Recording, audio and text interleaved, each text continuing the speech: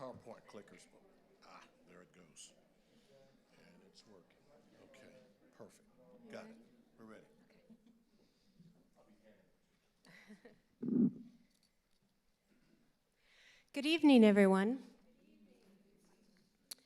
I am Rebecca Price with the Nashville Public Library's Special Collections Division, which is right upstairs on the second floor and home to two of Nashville's beloved community spaces, the Civil Rights Room and the Votes for Women's Room. If you haven't visited those spaces yet, I invite all of you to return and explore these places that tell stories and share experiences of Nashville's rich and diverse history. I want to welcome everyone to Nashville Public Library for this evening's fifth program in this series, Then and Now, the History of Nashville's Minority Communities, presented by Vanderbilt University. Nashville Public Library Special Collections is honored to host this series and are thankful to all of you here tonight and for those watching live on YouTube. Please remember to validate your parking ticket if you parked in the library garage, which will validate up to 90 minutes. The validation machine is located at the main circulation desk in the lobby. Please be mindful that we are recording this presentation. Before we begin tonight's program, let us be reminded that we occupy the ancestral and traditional lands of the Cherokee, Shawnee, Choctaw, Chickasaw, and Creek nations. We are humbled and we honor all the ancestors of this land on which we meet today, from the elders who have gone before to the generations to come, and our leaders here with us tonight. It is now my pleasure to introduce Vanderbilt's Dr. André Churchwell, with us tonight in his role as Senior Advisor to the Chancellor on Inclusion and Community Outreach.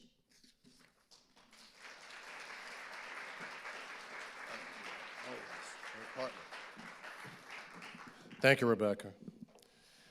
As she had mentioned, we've been doing this since August, and this is number 5. We started in August with the Black community doing a history of North Nashville. In September, we did the Latin and Hispanic community. We actually have our president of the Hispanic Area Chamber of Commerce here in Nashville, Yuri Kunzu, my partner, who helped me put that one on. He's here. In November, we had the Jewish community, and we have a couple of representatives, historians who were present with us during that particular program. And in December, we had the LGBTQI+ community, and we have Olivia Hill, who represented the Metro Council here during that very important panel discussion.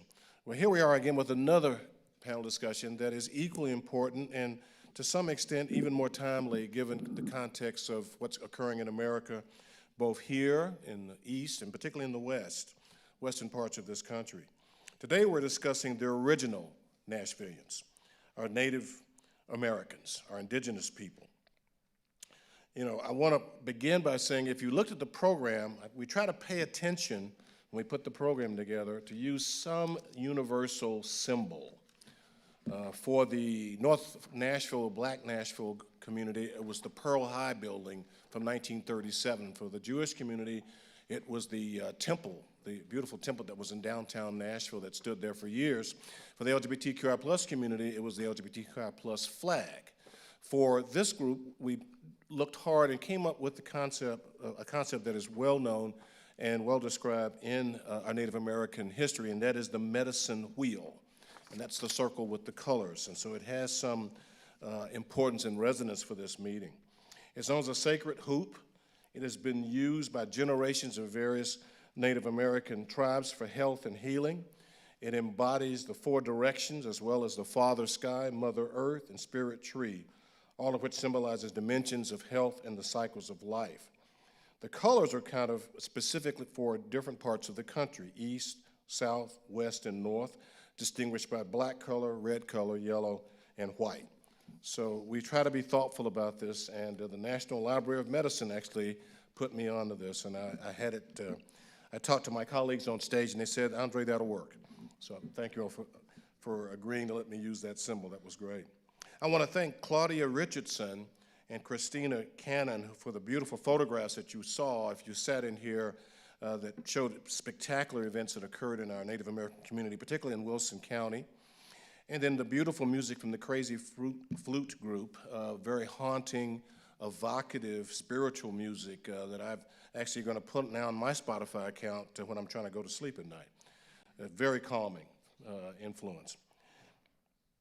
But as I said, with each of the previous and current and future presentations, we learn more about the contribution and history of our minority communities. And with each session, we learn of the struggles for justice and acceptance our minority communities have endured and continue to endure and confront. In preparing for this session, I have done a deep dive into recent history regarding our Native American story here in America. And there are a number of key stories, at least I've found recently, that have come to fore. The UNESCO World Heritage Center recently acknowledged as a sacred site the Hopewell Ceremonial Earthworks outside of Columbus, Ohio, where a series of 8 monumental earthen enclosure complexes built around 2,000 years ago along the central tributaries of the Ohio River. These mounds are magnificent creations, and I suspect the mounds built in Middle Tennessee by the Mississippian Native Americans that I think Natalie will talk about here are equally magnificent and astounding and will just take your breath away. Another recent event in our popular culture is the recent Martin Scorsese adaptation of David Grant's book, Killers of the Flower Moon. And I know a number of you may have seen that movie, and I might add David Grant was here in 2017 as part of a discussion of his book. So there is some synergy here and some resonance that connects what we're doing today with what the library has done in the past in this area. That story is the telling of another lost story of genocide perpetuated against members of our minority communities. In this case, the Osage Nation in the 1920s in Oklahoma. The Osage Nation became extremely wealthy, if you haven't seen the film or read the book, when oil was discovered on their land, placing them on the receiving end of rapacious conspiracy as detailed in the New York Times Movie Critics Review. That genocide echoes other genocides that have occurred in, unfortunately, Tulsa, Oklahoma, also in the early part of the 20th century, that had to do with black citizens. Those well-to-do black citizens who were members of the Tulsa elite, so-called Black Wall Street, were also subjected to a crazy mob of racist people that lived in Tulsa at that time. So America is still dealing with these issues here. So there are many stories of our minority communities that remain untold or have just recently been brought to our attention, such as the ones I've mentioned. It is for this reason and others, we feel compelled to engage our minority communities here in Nashville to tell their stories. I'd like to add one little addition, a little coda to a more recent story, which is really relevant because once again in Oklahoma, we've had the recent placement, thank goodness, of the first Native American U.S. District Court judge there, Sarah Hill of the Cherokee Nations, who was the Attorney General for the Cherokee Nations, has been appointed the U.S. District Court judge there in the Northern District of Oklahoma. And of those of you who don't know, in 2020, the Supreme Court designated half of that state to be Native American tribal land. Eastern Oklahoma makes up almost half of that whole state. So there is some reparations or some attempt on us to come to this with some sense of social justice in this country, but obviously much more needs to be done. Following our standard template, we'll have opening history lessons delivered by Dr. Natalie Inman, Associate Professor of History at Cumberland University. She'll offer an overview of the history of the Native American and Indigenous people in Nashville and Middle Tennessee.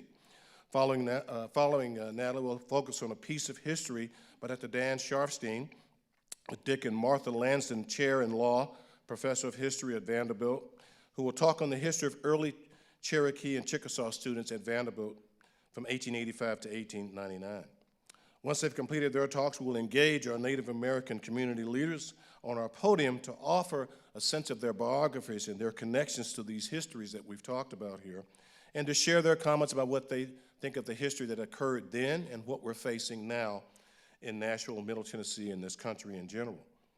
Our community leaders on the podium are Cindy Yohola, President of the Middle Tennessee Powwow, Wilco Powwow, Albert Bender, his wife Melanie could not join us, but Albert is head of the Indigenous Peoples Coalition, and then Soyota Knight, an Indigenous cultural educator there in Tennessee, over in Cookeville at Tennessee Tech.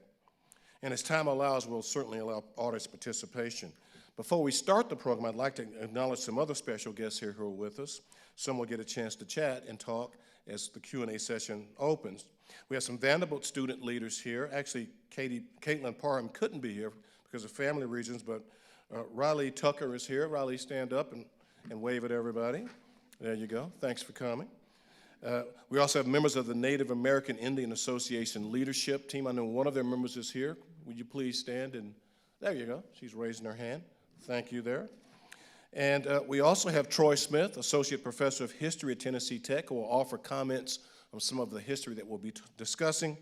And we have a large contingent from my school, Cumberland University, that I serve on the Board of Trusts, led by Provost Bill McKee, here to support Natalie Inman's discussion tonight about the history. Thank you there. All the students, please raise your hands. A lot of students here. Look at that. Learning is taking place here tonight, folks. That's spectacular. So we will now begin. We'll start with the Native American history overview by Natalie Inman. And Natalie, you can come to the podium, and I'll make certain that these slides are working for us. There you go. Forward, backward, pointer. Okay, thank you. Great. You need to take this. You're okay? All right, welcome. Thank you so much for being here. Thank you to Dr. Churchwell for setting this up, Dr. Sharfstein, Cindy Yahola, Albert Bender, and Sayota Knight. I met him for the first time tonight, so thank you all for coming out. I have been asked to give several thousand years of history in 30 minutes. So I don't pretend that this is going to be thorough. I know it's not going to hit most of the points that we actually need to hit if we were to cover this, but maybe it's a brief overview that can set the stage. That is my hope. And to my students who have come out tonight, thank you so much. You know I appreciate you. All right. So this is going to be a super short overview of kind of Middle Tennessee's indigenous history and what has taken place in this area. It ties to a much broader United States history that is indigenous and to a global indigenous history. So Paleo-Indian sites in Tennessee date all the way back to about 15,000 years before the present. And we have those sites in Benton County, Williams County, Perry County. And I love this picture because these are mammoth bones as they are connected with human relics that indicate hunting of that in this area. So there is very clear evidence associating humans with mastodon hunting along the Cumberland River. For the Archaic period, we've got the Puckett site as example of that, and it indicates that Dalton points are dated at 8,800 to 8,500 before the current period. And it really highlights the importance of our rivers, especially the Cumberland River, and the domestication of plants. So one of the things we always associate with Native American history is maize. It is corn. But that actually doesn't arrive in terms of a plant that is cultivated here until around 100, if you're thinking 100 AD. So before that, it's sunflowers and squash and things like that, and it's really neat to see that as the domestication of plants in that era, and that's actually pretty similar to other parts of the world too. Woodland and Mississippian period town sites are ones that we're familiar with, Old Stone Fort and Pinson Mound. These are, again, we're looking at 2,100 to 1,100 years before the present. This is way back. We've got a picture of Old Stone Fort. And Old Stone Fort was believed to be a ceremonial site in which they build these stone walls as part of ceremonies, and Pinson Mounds. These are some of our oldest mounds in Tennessee, and there are several mounds in that area, in that place. But that is kind of that very early period. These are the ones we're more familiar with. These are kind of everywhere. There are Mississippian-era platform mounds all over the place. There's actually Mound Bottom site, which is near Nashville. And I'm at Cumberland University out in Lebanon, and the Sellers Farm site is out there. And so I have actually taken students out to walk that site and see that place. And you can very clearly kind of get an idea of what life was like in that place. Some of the coolest things at the site is that it's beside a little creek. And if you look in that creek, you'll find mussels. We're familiar with mussels in creek, right? They're about the size of your thumbnail. These are the size of your hand. And so it's really cool to see kind of the placement in an area that's going to have a lot of natural resources. If you walk that territory and you're familiar at all with concepts of foraging or edible plants, you're like, ooh, that one, and that one, and that one, and that one. It's a great place. They picked an incredible site. And where they had this site, we also found this effigy. This is named Sandy. Archaeologists called this Sandy. And Sandy, they believe, is represented of kind of ceremonial effects. So a lot of really neat stuff in the area. But things kind of begin to change as Spanish invaders come in looking for gold.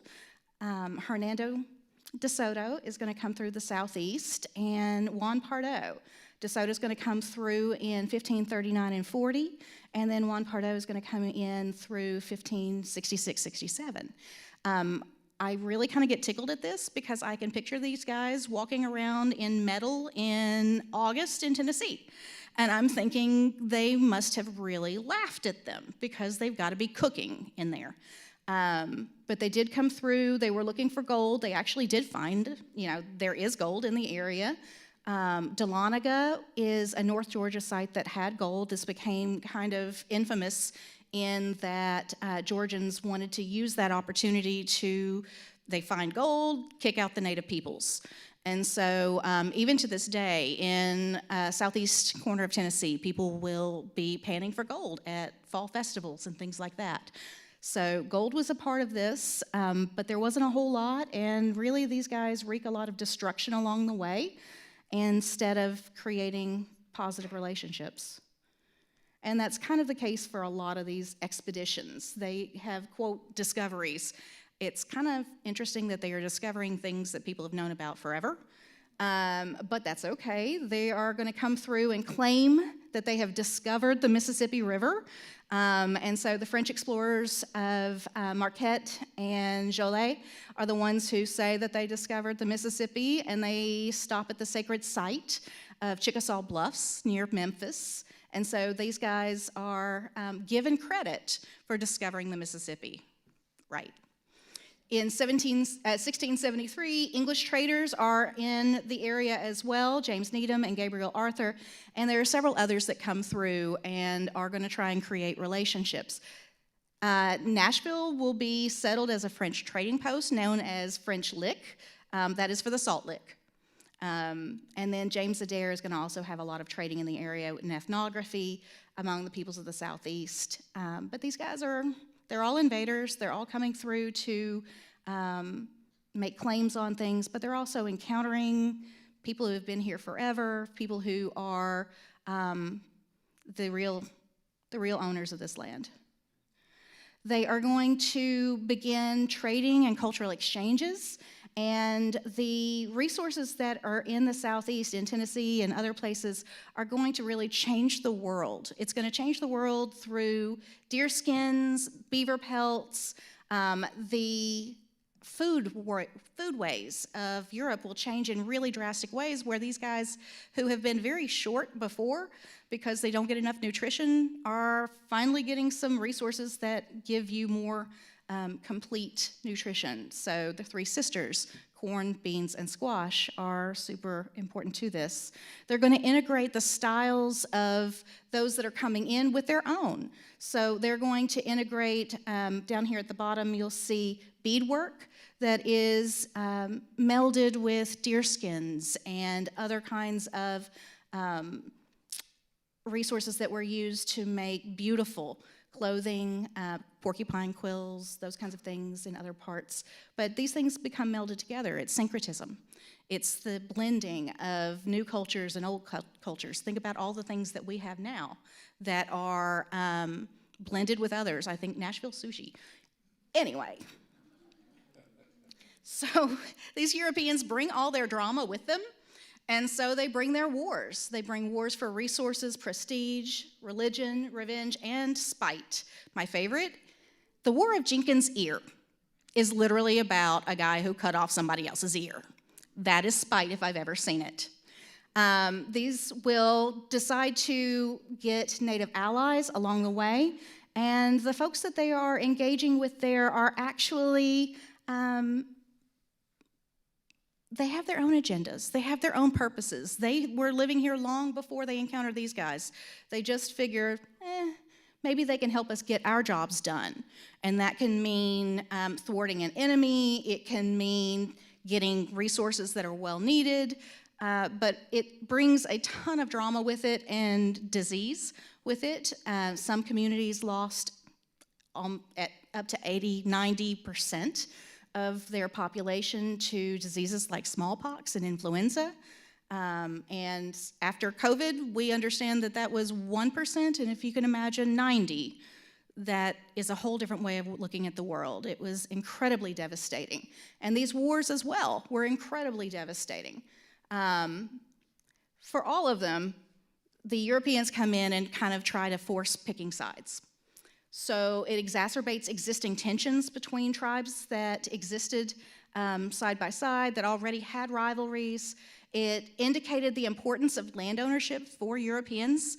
In Europe, the land was owned. Everybody already had it. And so there was no land to really be had. The lords, the elites, they had all of this land already. And so that land ownership, if they can get a hold of a piece in the Americas, then suddenly they think they're lords. So that kind of becomes a really important piece of this puzzle. It creates a huge amount of pressure, a huge amount of efforts on their part to try and steal native lands, buy native lands, and it creates a dynamic in which every time they are in one of these wars, they claim that they conquer the Indian allies of the other side. And so in doing that, they will try to pressure the peoples to give up pieces of land. And so land cession after land cession after land cession happens. They will also be pressured by their own supposed allies to sell land. And so the maps, if you look at the maps and how they change over time, they have drastic changes as they are under pressure to sell to their allies. They also have this language of civilizing Indians as time goes on, and that is an effort to make Indians look European, act European, worship as Europeans, etc. And this is really kind of evidence in the Jeffersonian factory system.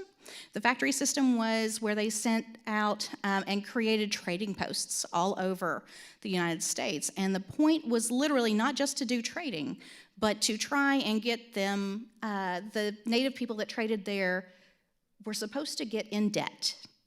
And as they became indebted, that the thing that they were supposed to do to get out of debt was to give up their lands. And that was intentional. It is an articulated policy to get these guys indebted, especially by getting them drunk, taking advantage of the genetic predisposition to not be able to process alcohol, try to get them hooked on this, make them buy whatever, and then take the land. It was, to me, villainous. Jefferson is also an early person who promoted removal. We think of Andrew Jackson with removal, but Jefferson was doing it earlier.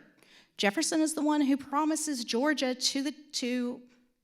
promises Cherokee land to Georgia in 1802. And this is the promise that Georgia is going to try and act on after the Indian Removal Act is passed. They are going to call back to 1802, 1804, and say, you said you'd get rid of these people. And so they will absolutely take that to heart and begin moving in on Cherokee homes. By 1805, 1808, they had tried to do an exchange program of land between Tennessee lands and Arkansas. And so a number of people moved out to Arkansas. And it was enough pressure that the Cherokee National Council makes it illegal to sell your land. And Doublehead, who had sold so much of it in 1807, is assassinated for his role in that. That will play out later again when it comes to the Treaty of New Echota. By 1817, Women's Council is reaching out and saying, you don't need to be giving up our lands. You know the lands belong to the women. You don't need to be selling these things. Can you please back off? Remember your mothers. We are your mothers. You need to respect us.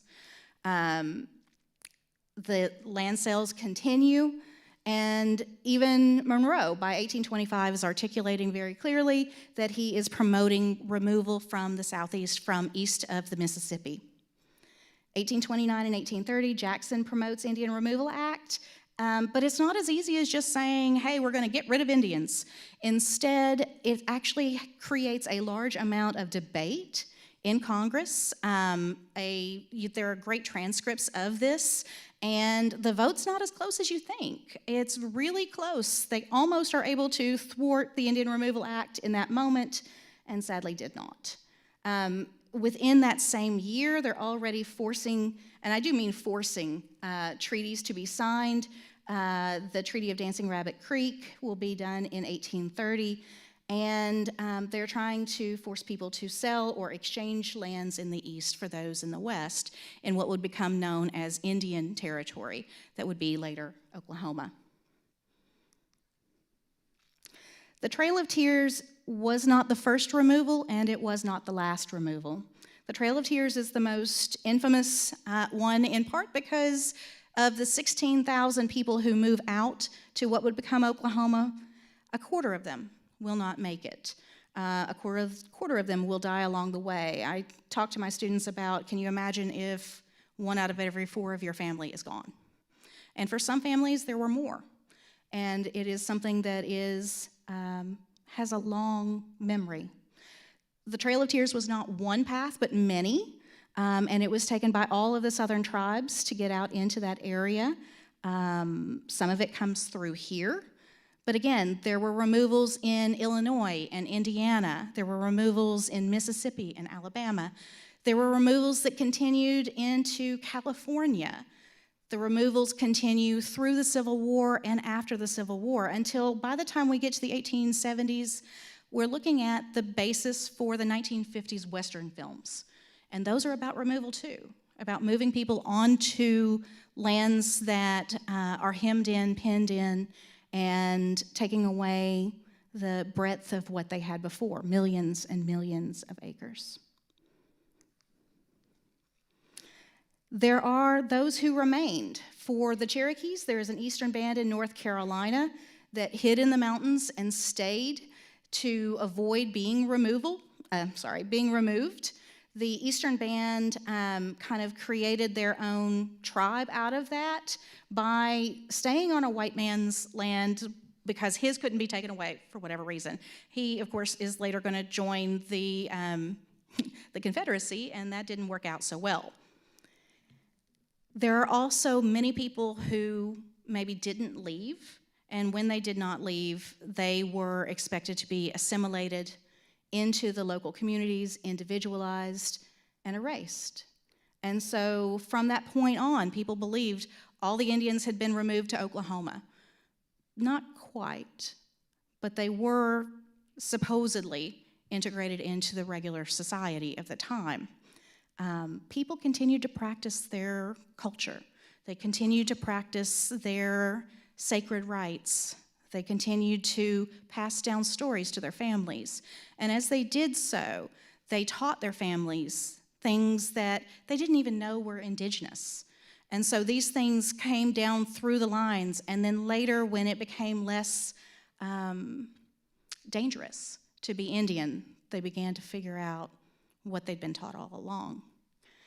So Native communities, families, and identities did persist in the area, but most people had been removed in an incredibly tragic death march. And those who remained, or those who came back, dealt with the pressures of neighbors' hostility, stereotyping, and appropriation. I've got some images up here. I referenced the Westerns of the 1950s and 60s. That's Gene Autry and the Cowboys and Indians. The middle one says, really, you don't look like an Indian. And I know that that's something that's been thrown out at friends of mine. And the images in their head are those that have been caricatures. And this is one of the most offensive pictures I could have imagined. There's an entire photo shoot of these two little boys on Shutterstock. I'm just blown away that this is allowed even. Yeah, anyway, very terrible, offensive. It came back. Like, they decided selling teepees for little kids to play in was a thing. So, in 2023, family traditions continued despite erasure, the erasure in kind of the public mind. As early as 1830, 1840, people are talking about the Indians are going to disappear. There are no Indians, they are a dying culture, it's going to be gone. And since then, Indians have been saying, I am here. I love the series on PBS, We Shall Remain. And so the family traditions continue, there are ongoing cultural practices that continue. They received incredibly rough treatment in segregated Tennessee. In the census, many states actually were having their census to where they kind of were wiping out the Native American category and only recording Native Americans in tribal situations and tribal censuses. So they were deemed white or black. Warrior soldiers found their cultural connections in fighting for the United States Army. They have an They have a much disproportionate representation in the United States Armed Forces. And so a lot of the soldiers that fought in every war, in both the world wars, Vietnam, all the things, are Native American. And so that was a big part of that. And they dealt with a battle over identity in an increasingly fetishized world, where they decided to use these stereotypes. You might recognize Peter Pan, and that is from the scene, What Makes a Red Man Red?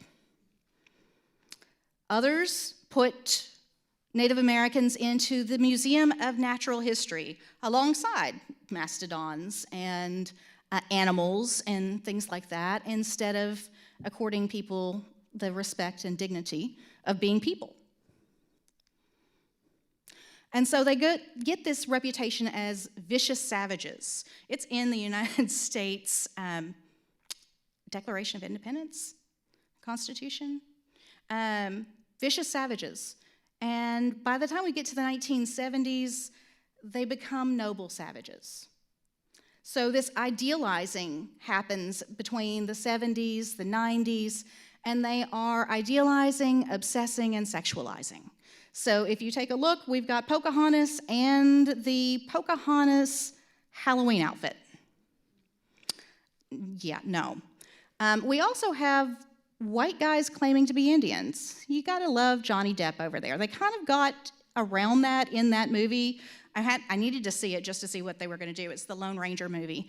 And what they decided to do was just call him crazy instead of calling him an actual Indian. They said the guy's crazy, he's not really, nobody claims him. But that's Johnny Depp. And then we get Iron Eyes Cody. Iron Eyes Cody was the literal epitome of a Native American. He is dressed up on a shore and he's picking up trash and he's weeping, and he was the crying Indian in advertisements. The guy's Italian. So he becomes the stereotype of putting that out into the public. And non-natives cashing in on the shamanic industry, claiming to be shamans, people trying to combine kind of this new age rocks and sage to be claiming Indian spirituality that has no roots in reality, and instead is really kind of, well, it's taking away from what is real It's cultural appropriation, it's theft. By the 70s, the civil rights movement had been in full swing. Native Americans are also fighting for their rights. The American Indian movement is one that took a more prevalent stand and showed up in places like Alcatraz, places like the Bureau of Indian Affairs in Washington, D.C. And these guys are standing up saying, you give us what you promised. Where are your promises? Treat us like people. By the way, Native Americans did not get the vote in the United States until 1924. On a more local scale, people are asserting identities in public places here through things like powwows that are created. That one is from 1926, the other is from 1983. This is similar to Cindy Yahola's family starting in the 80s, right? So the powwows helped to create a pan-Indian relationship, a pan-Indian movement that made people stand together and be proud of being Indian, while showcasing dances and beadwork and things that people were proud of and are still proud of. Powwow circles are sacred. The issues of what to do in the modern era in which erasure has been going on for all of this time. People created pan-Indian identities because their identities had been pushed to the background. People had tried to erase them for generations. The federal government tells you who is or who is not an Indian based on federal recognition. The state decided to do some of their own recognition, and there are plenty of unrecognized tribes. Tribal members can either be living on the reservation or they can be absentee members, which means that they don't live on the reservation, but they are members of that tribe. They often will have a membership in that, but they're also, again, some are Indians and do not have a direct association with a federally recognized tribe. But families remember. And the families remember and pass down the stories. They tell the stories of what came before. One of my favorite books is actually by the Dull Knife family, and they tell the story from the Battle of Greasy Grass, Custer's Last Stand, all the way through World War I and World War II and Vietnam. The families remember, and they pass down. There are huge numbers of language revitalization programs that are saying, you've beaten my children for speaking the language. You have tried to beat it out of us in boarding schools. You have done everything you can. We're taking it back. We will revitalize our languages. We will show our culture. And so they educate the next generation. Cindy, this is a picture from your powwow. And I think it speaks volumes, bringing the babies in, teaching the next generation what will happen next. Got lots of sources. If anybody is curious, I'll be happy to share those with you. But I just wanted to give you a brief overview and highlight challenges that have existed, a long-standing tie to the land, and not only we shall remain, but the generations continue and get stronger and stronger with these kind of cultural revitalization movements. And I want to say thank you so much to the folks who have decided to be on the panel. You guys are part of that, and you continue to educate the community and help the community to recognize what is and what will be. Thank you.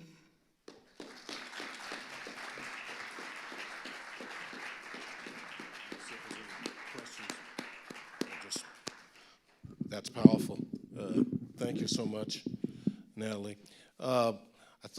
We have a guest, Troy Smith, Dr. Troy Smith, who's a professor of history at Tennessee Tech, whose area of expertise is in Native American history. Troy, you want to add something to add a color commentary piece to what, pretty hard to do with what Natalie has given you there. Then I'll ask members of our community panel if they have anything else to add.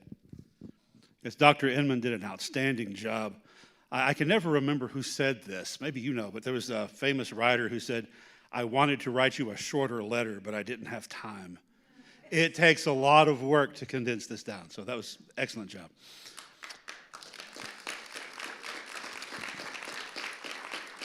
So I want to actually build on this very last thing, educating the next generation. I want to just briefly say something about the state of Indigenous history in the history of our state. So I am not Indigenous myself, like many of you in here, I am sure. I strive to be an ally. I was deeply honored to be asked to be a member of the Tennessee chapter of American Indian Movement, AIM. And we got some AIM brothers and sisters here tonight, including up on the stage and out in the audience. And the reason I mention that is that our chapter took a vote at our most recent meeting, and we voted unanimously to oppose what are called the divisive concept education laws here in Tennessee. I'm not sure if all of you are familiar with that. That's some laws that have been passed the last couple of years that severely restrict the ability of teachers to talk about quote-unquote divisive concepts pertaining to race, pertaining to minorities, and so forth, which if those discussions might make anyone in the class feel guilty or uncomfortable. And public teachers can be fired in Tennessee if they do that. Professors at public universities can be sued if they do that. And members of our chapter asked me to say something briefly about that tonight. That's why I brought up all that stuff. And I would like to just toss a question out to all of our guests. A three-part question. Number one, or to anybody, I guess. Number one, what does this mean for educating our kids about the very things we talked about tonight? You know? What does it mean if we're going to have kids in an educational system where you're not allowed to talk frankly about things that happened to other people? And number two, how is it going to affect our Native American students? And we have several here tonight who are in an educational environment where their people, their culture, their history can't be talked about honestly and frankly because it might make somebody else feel bad. And finally, the third part of my question is, like I said, I'm sure there's a lot of us in here like me that want to do what they can to be allies.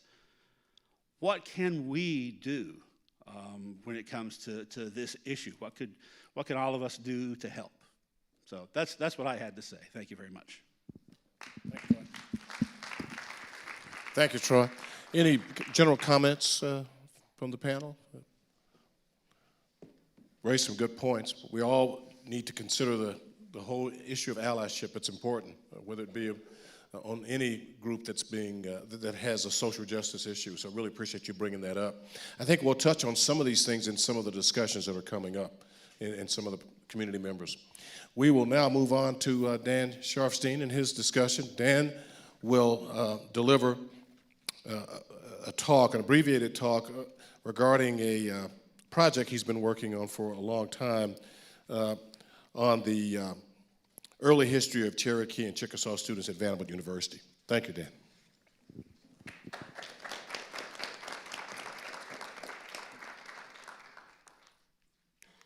you go. Great. Let me get the mic back here for you.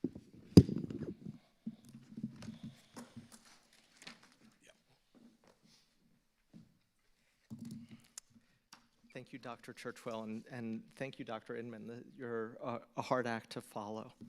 It's an honor to be here tonight. It's an honor to be here with this group, and it's an honor to be here with all of you. So I want to talk briefly about a moment in Nashville about 50, 60 years after the Trail of Tears, when 12 Cherokee and Chickasaw students traveled east from Indian Territory, what's now Oklahoma, and enrolled at Vanderbilt, right? At the time, a new educational institution built on land that had once been claimed by Cherokee, Chickasaw, Choctaw, Shawnee, and Creek nations. They came to Nashville within living memory of Cherokee and Chickasaw removal. Their parents and grandparents had made the journey west. And after Vanderbilt, the students all returned to Indian Territory to live and work. Let's see. So these are the 12. And I found my way to their stories right after I started teaching federal Indian law at Vanderbilt in 2018. And my colleague Rochelle Acker, who works in the admissions office at the law school, mentioned that her great-grandfather, Joe Goforth, was a Chickasaw judge who had graduated in the Vanderbilt Law School class of 1897. Now, when I heard that, I had to learn more. And I started doing research about these 12 students and their world. And I organized an exhibit at the Vanderbilt Central Library, now working on a new exhibit that's going to open later this spring at Vanderbilt Law School. And in learning about their stories, 3 questions have guided me.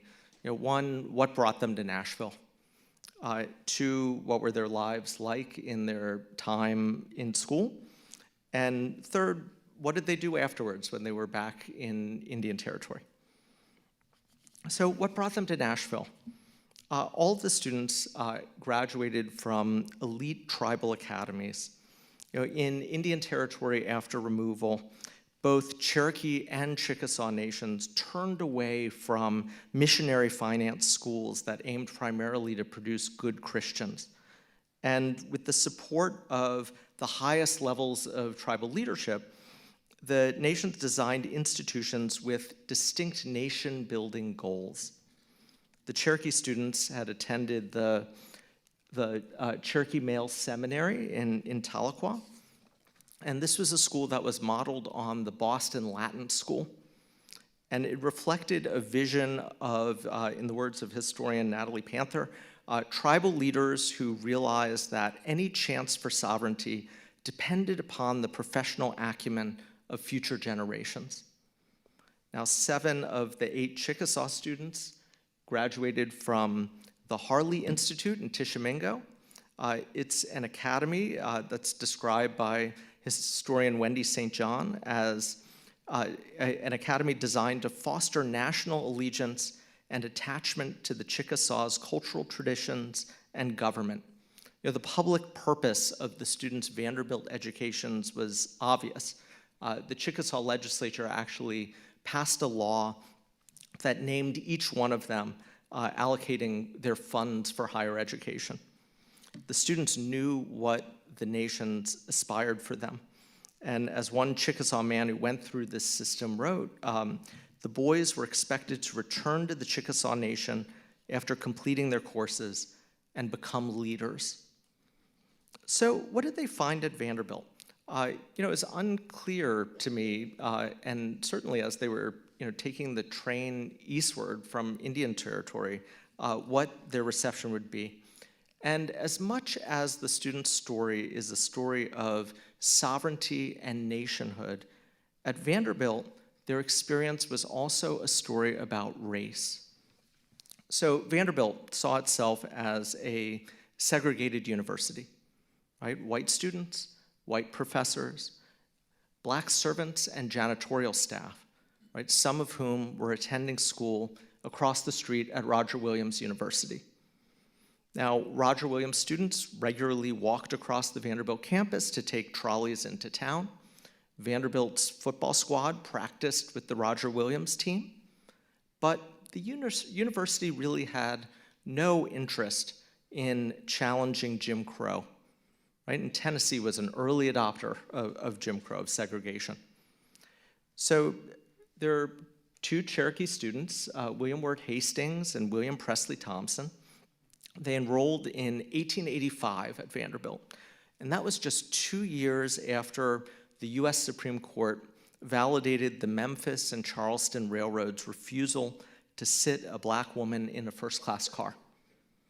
And when the Chickasaw students arrived in the mid-1890s, the streetcars that ran from the train station to campus were still integrated, but there were ever fewer public spaces where black people and white people might cross paths as equals. A new geography of Jim Crow was being rapidly constructed over earlier sites of settler violence. So, there's a place at the Cumberland River in downtown Nashville where, Cherokee families on the Trail of Tears had crossed in the 1830s.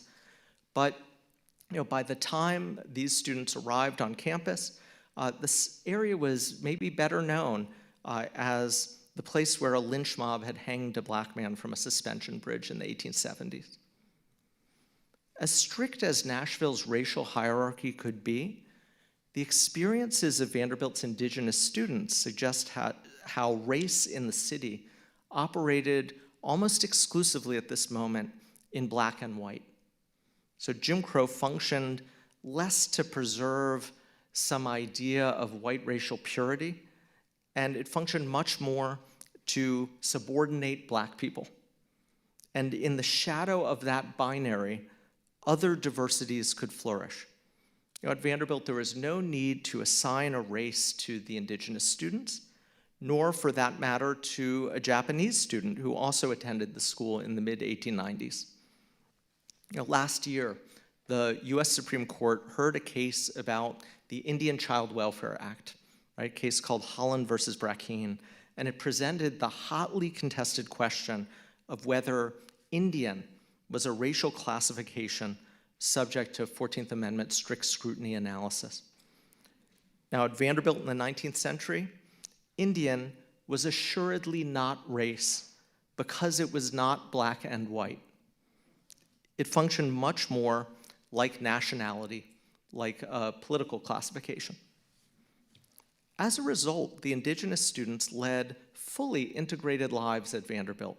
They roomed together, but they lived in the same dorms and ate in the same dining halls as all the other students.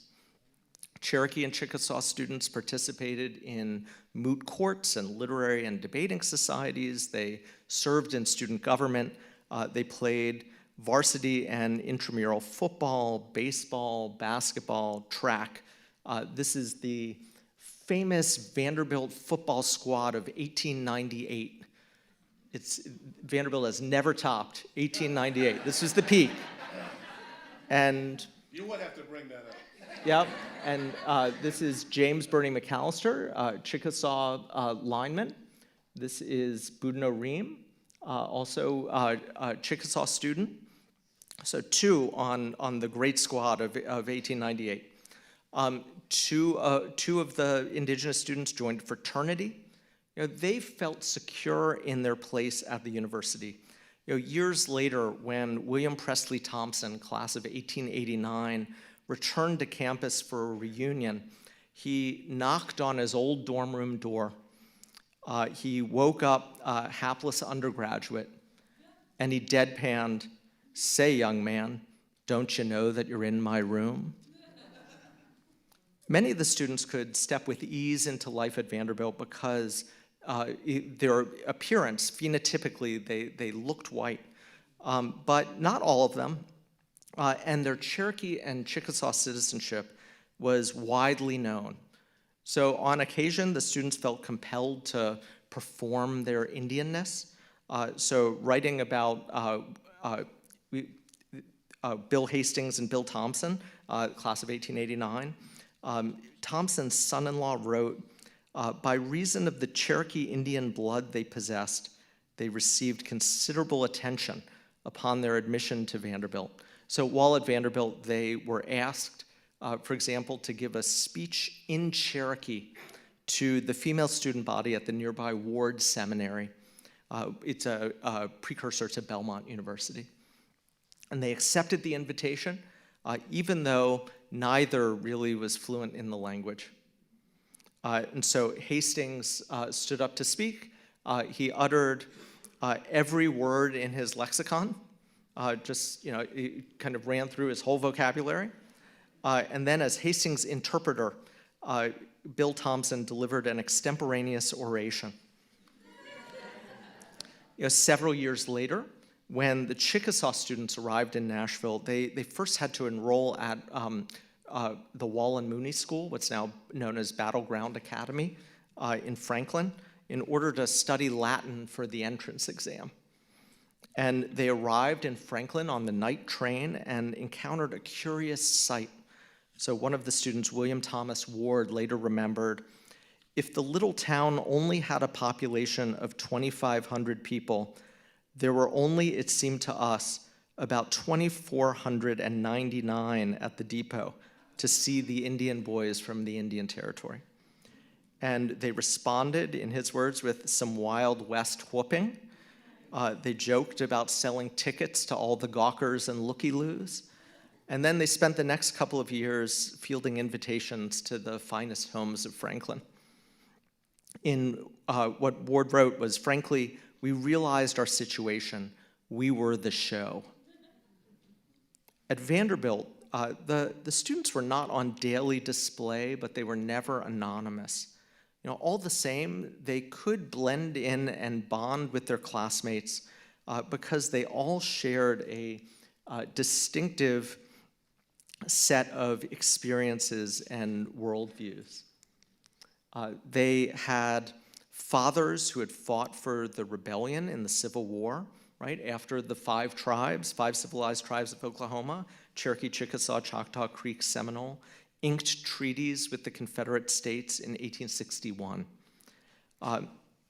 According to his son-in-law, William Presley Thompson revealed that he was influenced to go to Vanderbilt because his father had told him many times of the Good Samaritans and wonderful Southern women who had nursed and administered so lovingly to him while he was convalescing in the hospital after being wounded in the Battle of Franklin, wearing gray. Just as their classmates had family memories of life in the antebellum South, the Cherokee and Chickasaw students had parents who had grown up in slaveholding families in Georgia and Mississippi. Now, everyone's nostalgia overlapped, even if ultimately the land claims competed. After Vanderbilt, the students went westward and began serving their nations. This is a picture of the Chickasaw legislature, which includes Jacob Loren Thompson and William Thomas Ward. And it was a profoundly difficult time to claim the mantle of generational leadership. So Hastings and Thompson, class of 1889, they returned to Indian Territory just months after the Oklahoma land rush, and just before Congress really started the march towards Oklahoma's statehood.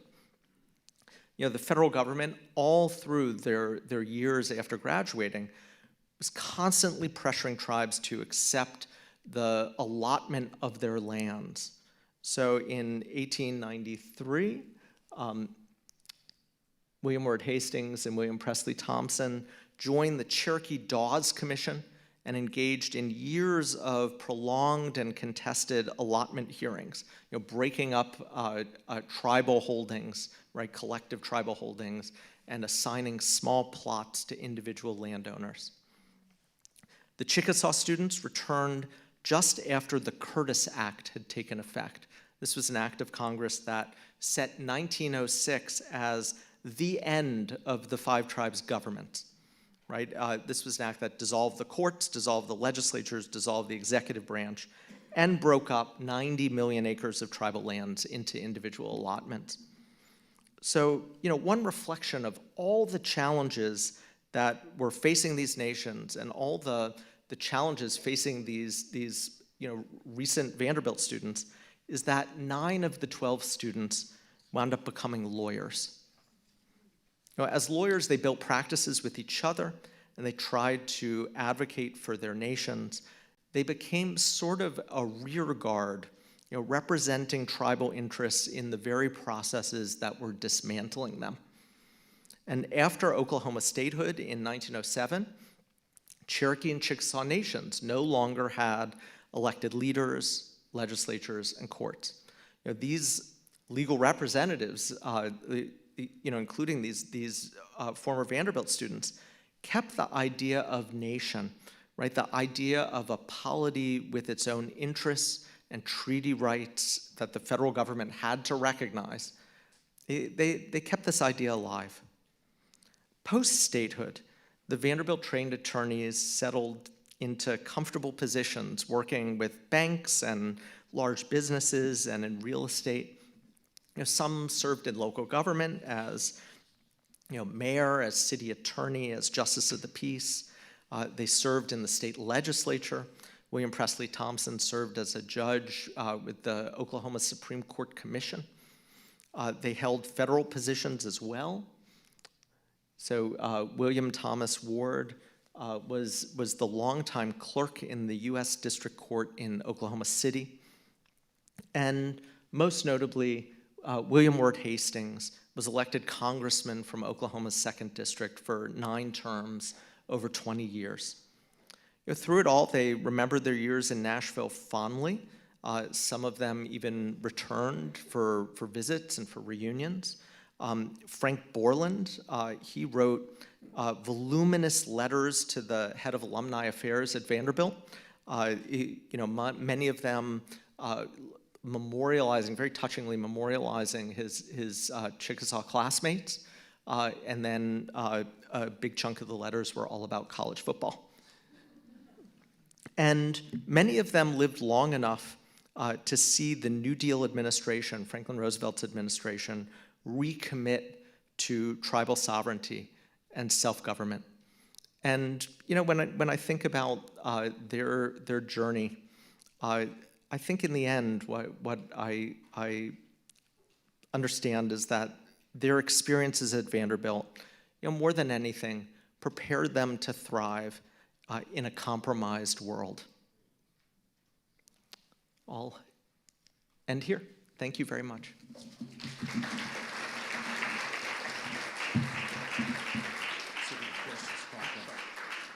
That's great. Thank you so much. Boy, that's a definitely untold story for sure. We have a Native American Vanderbilt student leader here, Riley Tucker, and I was wondering, Riley, any thoughts come to mind as you watch that and see this for the first time? Yeah, I think I'm from Oklahoma, so kind of seeing this, I don't know all of the history, so this was very, very helpful, but to know that I followed and am continually following in the footsteps of the 12 is actually crazy. I also don't do public speaking, so bear with me. But basically, I'm from Oklahoma, I'm Cherokee, and I'm a part of the Lost Tribe of Arkansas. And so going from that and knowing that, and I also loved your talk about, would you remind me of your name again? Natalie, about federally recognized tribes and how the Lost Cherokee of Arkansas are not federally recognized. And for me, growing up in that and kind of grappling with the idea of government and government recognized tribes and knowing that that card does not make me who I am. The government does not make me who I am. In here makes me Cherokee. In here makes me who I am. My ancestors, following in the footsteps, Vanderbilt support. So this is probably one of the better panels that I've been to. And I've thoroughly enjoyed your talks, and I can't wait for everybody else's as well. But the work that Vanderbilt has been doing and that I have been a part of is very welcoming and opening, and everyone allowing me to do that and becoming more connected with my heritage is something that I'm very proud of and love to do today. So thank you all for coming to this. Yes. Thank you. Thanks, Riley. Excellent. Thank you, Dan. That was spectacular. Thank you so much. Very much. This is a night of learning, for sure, education. We're moving on to the last part of our program, which is to hear the stories of our community leaders and how their lives reflect maybe some of what we've heard, and also to give some sense of what they have experienced then and also now as Nashville has grown to Middle Tennessee. And we'll start with Cindy. Cindy, you hold up. Let's come on up.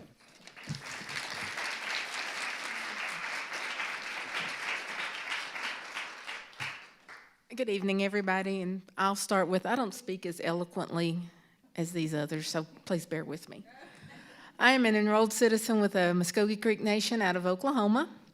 The way my family ended up out here in Tennessee is my grandfather and uncle also came out to Tennessee to go to law school, but at Cumberland University, Cumberland Law School in Lebanon.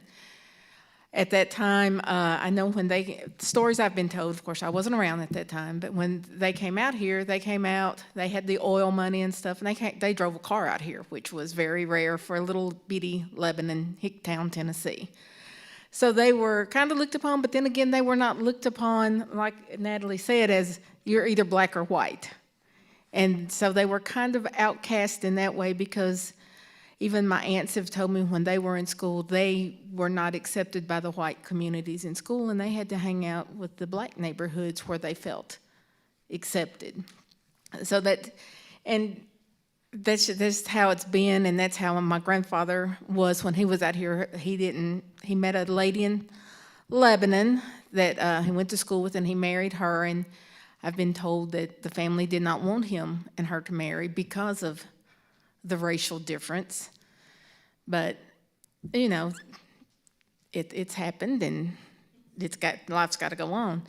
But in a way, I feel like some of these old things are trying to be brought back, and this discrimination is coming back to the forefront again, with things being said about the blood being poisoned and stuff, and we need to get beyond that and remember that we are still here, and we're not going to be washed out like the government has tried for many, many years to do, is wash out and assimilate natives into the white country, white America. So we want to remember that we're still here. And another thing that they pointed out, like how we got to mention if you're black and white, even I remember when I was in high school and we used to have to take the state proficiency test. I had marked on my test that I was Native American, and the teachers came around and made me mark it out and mark it white. So, you know, that was weird. And I do remember when we were enrolled with our tribe, my father did not enroll us until I was in junior high, but he also said, do not tell anybody you're Native American, because they will not accept it here. But now it's more accepted, and a way we've done that is hoping to help spread our culture, is we put on this powwow every year as a way to help educate people in Native culture and help people to remember that Natives are here and to share our culture. And it's a way to preserve our culture for future generations. We want to invite all y'all to come and experience some of our culture and just feel welcome. It's not just for Native Americans to come to an event like this. It's open to everybody so you can learn. But that's just some of the, I don't know a lot of stories from the past, because that was, like I said, a little bit before my time. I'm not that old, but I'm old. But I guess that's all. Anything else y'all think I should say? That's good. Okay.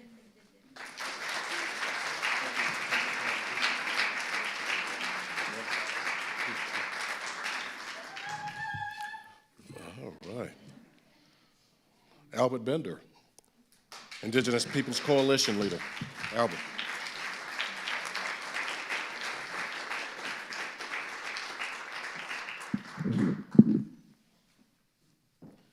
You haven't said anything, and they're already applauding you.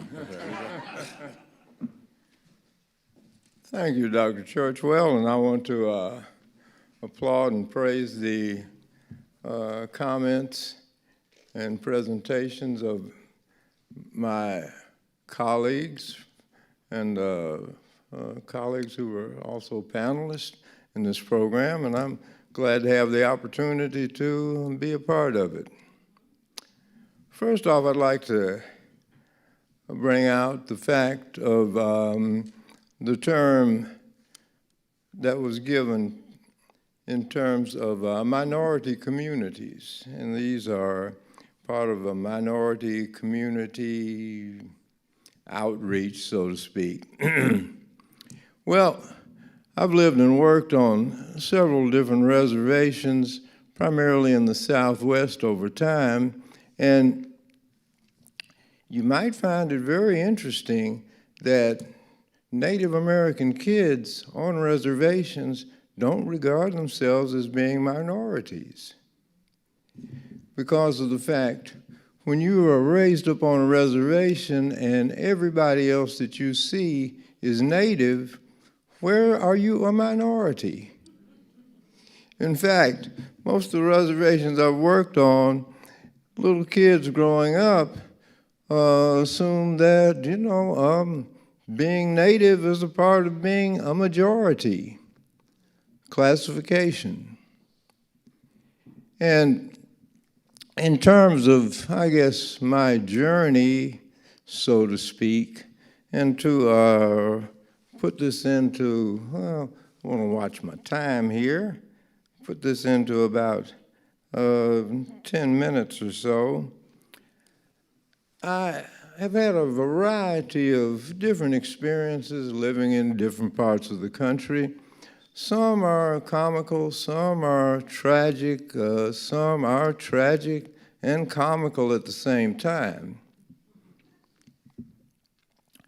When I left Oklahoma and moved to Arizona, well, actually, I first, was an attorney for the Zuni Nation in New Mexico.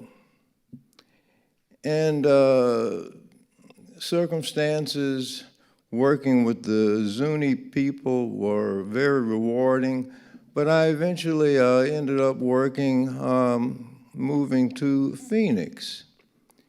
And Phoenix has a really large Native American population or indigenous population. But I had some interesting experiences there. When I first got to Phoenix, I'm walking down a regular street in the middle of Phoenix, don't have on any native regalia at all, and these group of white guys pass by me and start hollering wagon burner. And I'm like thinking, what the heck are they talking about? And they were definitely talking to me. And I had this experience a number of times in walking the streets of Phoenix, and I thought, well, I wonder are other indigenous people called wagon burners? And I really didn't know what the term wagon burner meant, other than I could surmise, well, maybe they've been watching too many cowboy and Indian movies where Indian people are attacking wagon trains and burning the wagon trains. And I thought, well, if that's the case, I'm a wagon burner and I'd like to do it again. Seriously. So I got to where I enjoyed being called a wagon burner.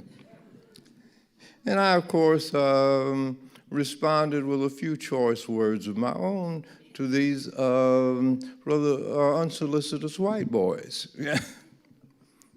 And then, since moving to Tennessee and watching movies from the different apps that you can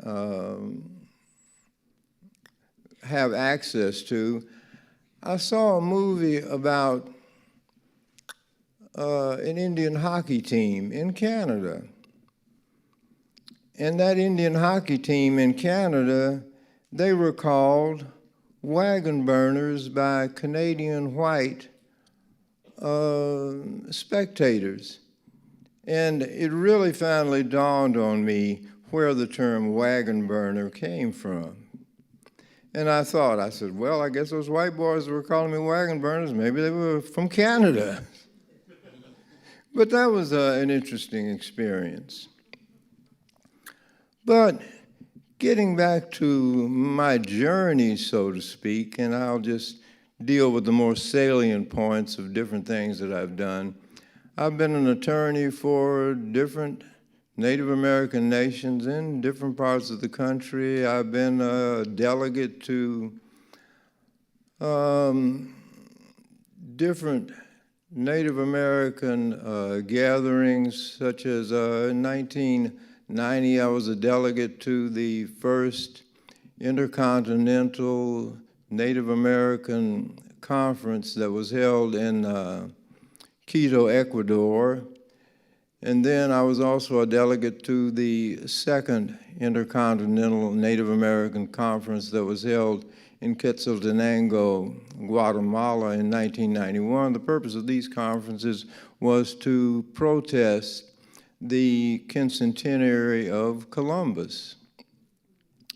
And these were very interesting experiences, particularly going to Guatemala, because at the time that we went to Guatemala, myself and other delegates from Alaska all the way to the tip of South America, Tierra del Fuego, it was when the Guatemalan Civil War was going on, and our conference sites were actually in the war zones where the fighting was taking place, which, you know, I can give you some really interesting experiences of what happened there, but I don't have time within 10 minutes, but you can catch up with me some other time and I'll gladly relate them. My family went west according to the Treaty of 1817, the Treaty of Cherokee Agency of 1817, which was before the formal recognized 1838 Trail of Tears, but it's considered part of the Trail of Tears Odyssey because my family moved in essentially along with many other Cherokee families amounting to several thousand people, the purpose of which was to get away from white people. Yeah, I mean, there's no other way to put it, you know. We wanted to, and because of that, we are considered as part of the overall Trail of Tears. Coming or moving to Tennessee from where myself and wife and son were living, we were all living in Tucson, Arizona, and we came back here in, was it 1995? And there is an old Cherokee prophecy that before the world ends, all Cherokee people will return to the original Cherokee homeland, which Tennessee is part of the original Cherokee homeland, Cherokee lands extending to the Tennessee River in West Tennessee, and traditionally beyond the Tennessee River in West Tennessee was considered the land of the Chickasaw Nation. My experiences in Nashville have been one of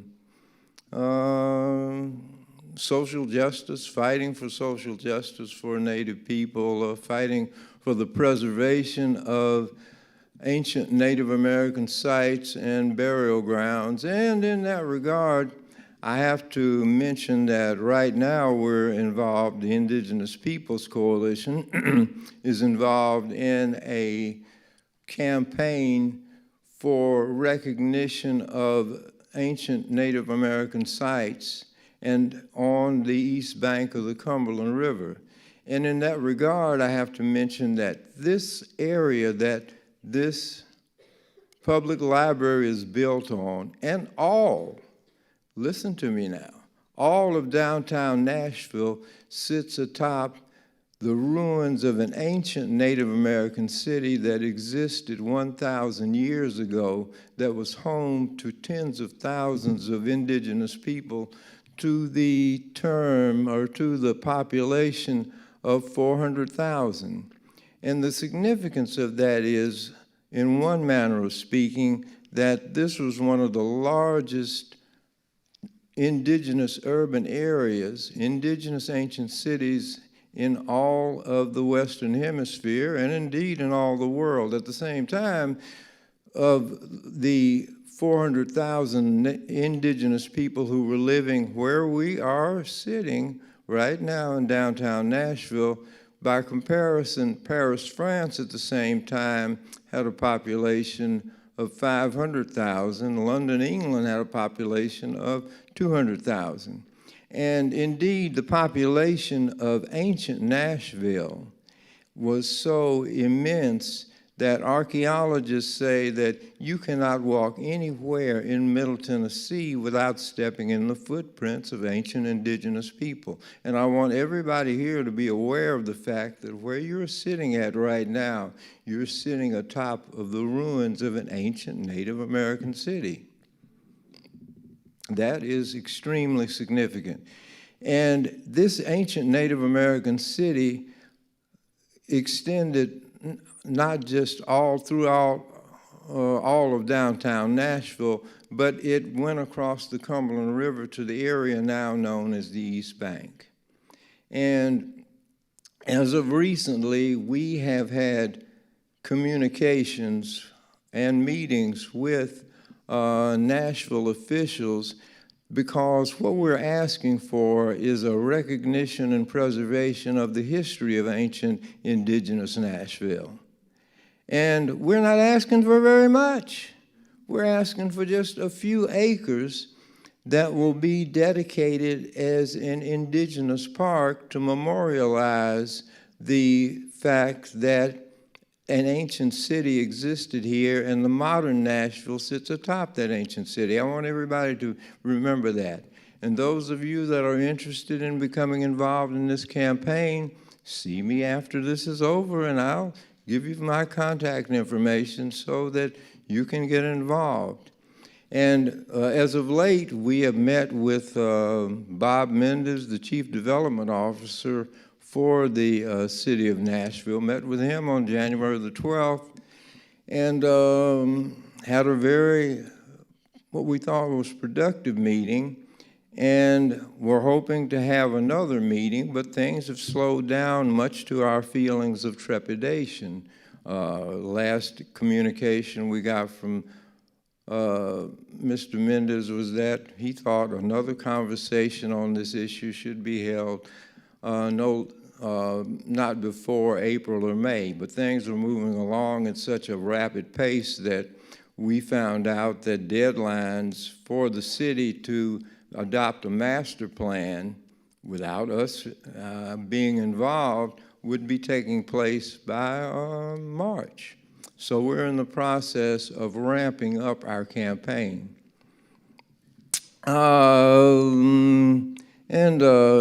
Something else that sticks in my craw, so to speak, and I've spoken to Dr. Churchwell about this, and he said, handle it delicately now. And that I will do. What I'm going to mention is the fact that right now at the Vanderbilt University, the chancellor has, let me get rid of this phone. The chancellor, I think, through a misunderstanding. And we're hoping to shed some light and bring some light to the chancellor, because the chancellor of Vanderbilt has refused to adopt a land acknowledgement. And we consider this as a very elemental gesture on the part of the chancellor. And as I said, I've spoken to Dr. Churchwell about it, and he said the matter is going through processes, so forth and so on.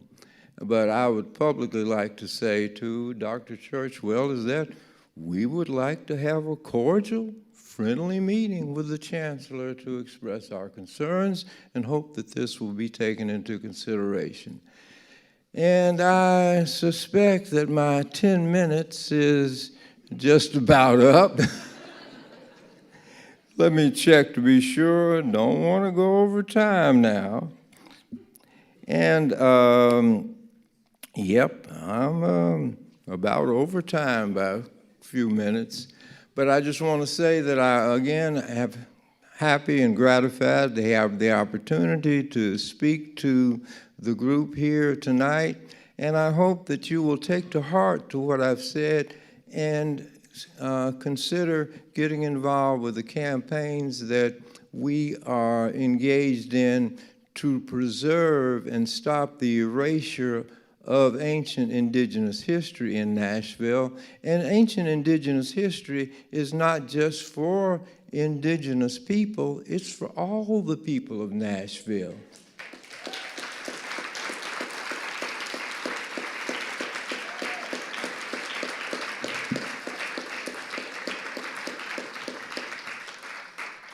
And without further ado, that concludes my presentation.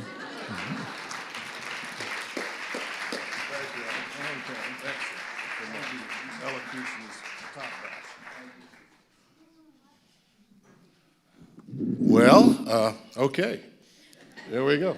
So we've got a few minutes. Love for you to give your story. Sure. We got about, please, thank you.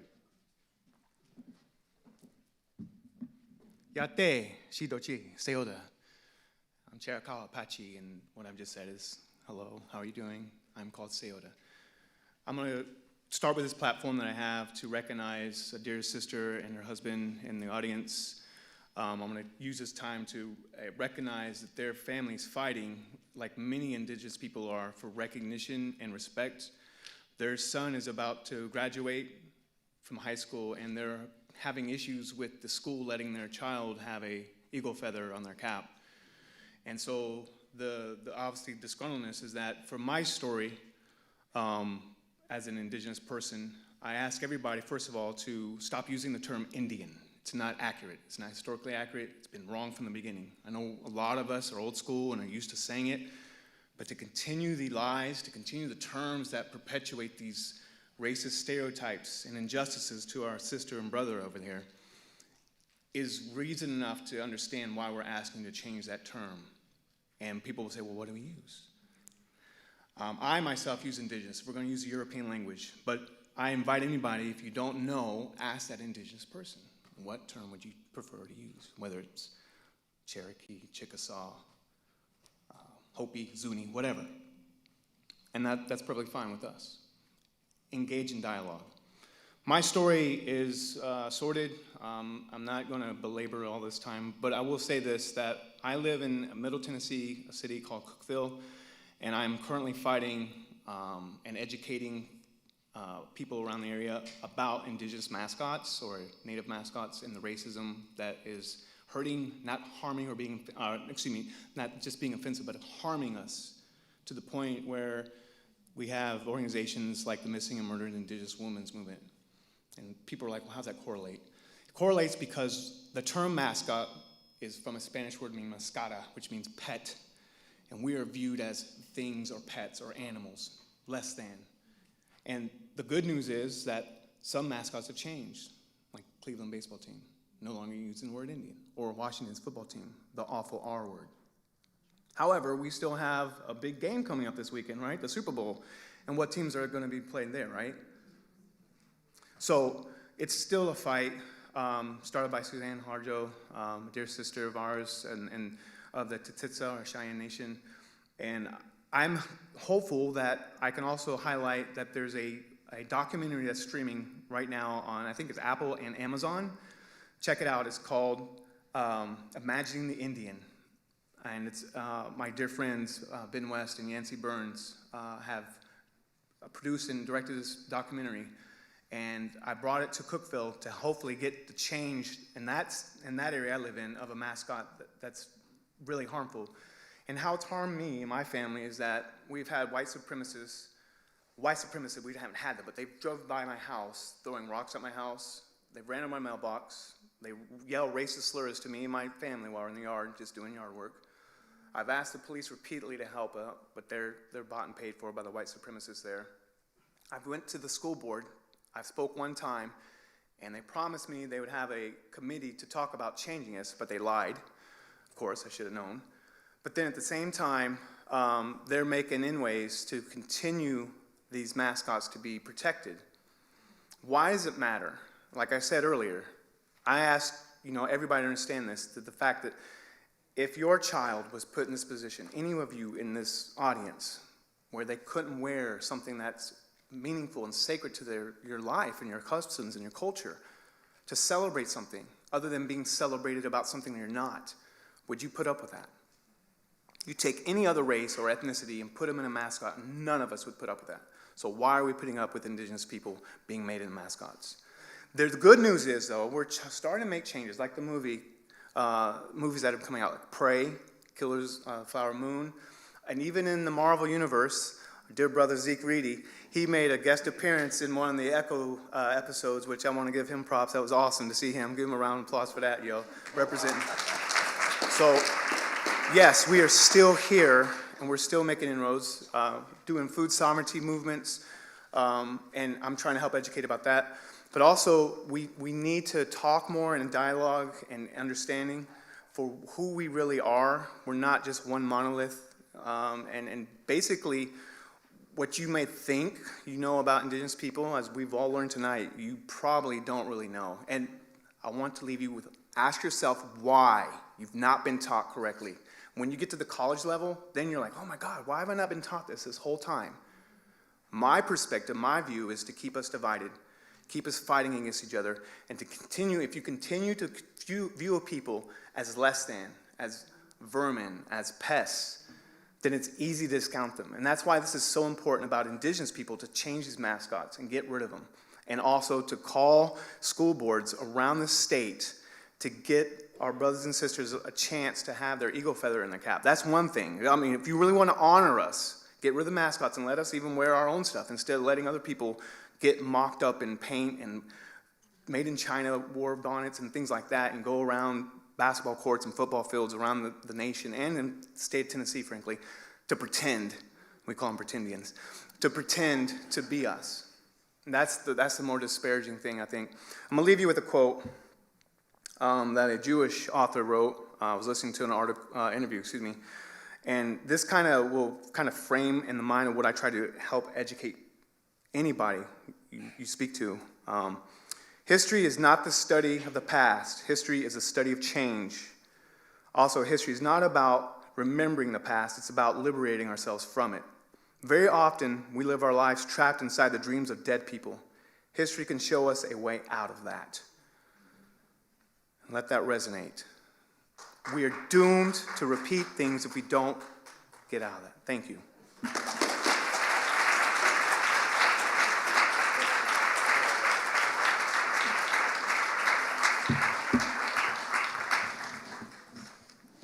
Powerful night. We're here to certainly celebrate our Indigenous community here in Nashville, but like with the other communities we have had here, we've faced the issues of barriers, challenges, obstructions to their path for social justice and freedom. And so we're really thankful that we've had the sharing of this by our panel members. So I thank you very much tonight.